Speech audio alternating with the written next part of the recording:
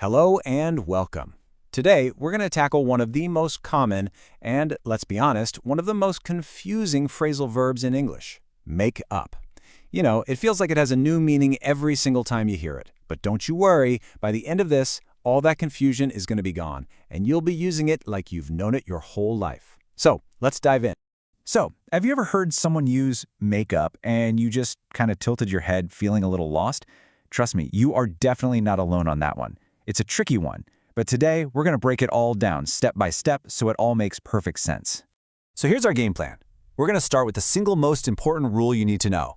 Then we'll get into the 5 main meanings of make up, learn a couple of next-level expressions, and then at the very end, we'll check your understanding with a quick quiz. Sound good? Okay, before we jump into all the different meanings, there is one golden rule we have to learn. Seriously, getting this right will help you avoid the #1 mistake people make with this phrase. And here it is. This is the crucial part. Notice the difference between one word and two. Make up, as two separate words, is the verb. It's the action. For instance, I need to make up an excuse. But when it's make up, one single word, that's the noun. You know, cosmetics. For example, she wears a lot of makeup. So the key thing to remember is super simple. 2 words for the action, 1 word for the thing. All right, now that we've got our golden rule down, we are ready for the main event, the 5 core meanings of the verb make up. Let's walk through them one by one. So our very first meaning is to invent or create. Now this is usually for something that isn't true, like making up a story or a lie, or maybe a really creative excuse for why you're late. The key idea here is that you're creating it from your imagination. Let's look at this example here. He made up a funny story to entertain the children. See, he didn't read this story in a book. He literally invented it right there on the spot. He created it purely from his imagination. He made it up. Okay, let's move on to our second meaning, which is completely different. To make up can also mean to reconcile. To become friends again after you've had a fight or some kind of disagreement. It's all about repairing a relationship. Just like in this picture, right, where 2 people have gone from being angry to being friendly again. Our example shows this perfectly. They had a big fight, but they made up the next day. It just means they forgave each other and the conflict is over. They're good now. Okay, on to meaning number 3. And this one connects right back to our golden rule. The verb make up, remember, 2 words, can mean to apply cosmetics. This is the action of putting on the noun make up, 1 word. So a perfect example is, she makes up her face every morning before work. The action is makes up, and what she is actually putting on is makeup. See how that works?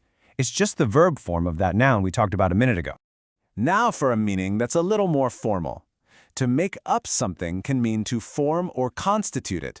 The best way to think about it is like ingredients in a recipe, or maybe all the people in a group. The individual parts make up the whole thing. For example, women make up 60% of the students in my class. In this case, the female students are the individual parts that form or constitute that specific percentage of the entire class. All the pieces are coming together to create the total. And here we are, our 5th and final core meaning, to compensate. This is what you do when you need to do something extra to replace something that was lost or missed. It could be time, it could be work, or even an opportunity. Here's a classic school example. I missed class yesterday, so I need to make up the homework, right?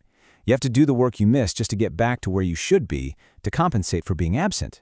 You're replacing that lost work. Wow, okay, that was a lot. Let's do a super quick review. So the 5 meanings of make up are to invent a story, to reconcile after a fight, to apply cosmetics, to constitute a whole group, and to compensate for something you lost. So you've mastered the 5 core meanings. That is fantastic. Now, let's level up your English just a little bit more by looking at 2 really common expressions that build on everything we've just learned. First up, we have make up for something. Now, this is a specific kind of compensation. It's when you use something good to balance out something that was bad.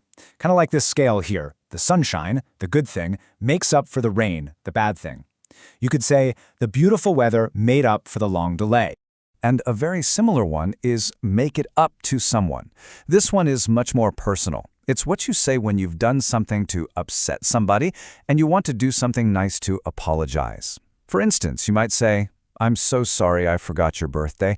I promise I will make it up to you." Okay, you have learned so much. Now it's time to put that knowledge to the test with a very quick quiz. Don't worry, it's just to help it all sink in. So I'm going to read 3 sentences. All you have to do is choose the correct meaning for make up in each one. Ready?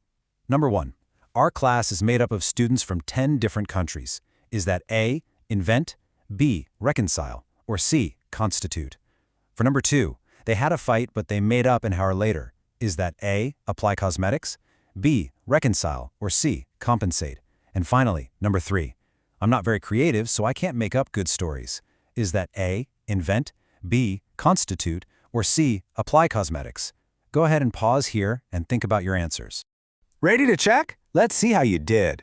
For number 1, the answer is C, constitute. The students form the class. For number 2, the answer is B, reconcile. They stopped fighting and became friends again. And for number 3, the answer is A, invent. The person can't create good stories. Awesome job! And here you go, your very own make-up cheat sheet. This has everything we covered today. The 5 core meanings, those 2 related expressions, and that super important rule about the verb versus the noun. Feel free to pause here or take a screenshot so you can use it as a review tool. And that's a wrap. You now have a fantastic understanding of this really useful phrasal verb. So my final question for you is this. Now that you're a make-up master, which one of these meanings are you going to try to use first in a conversation? Go on,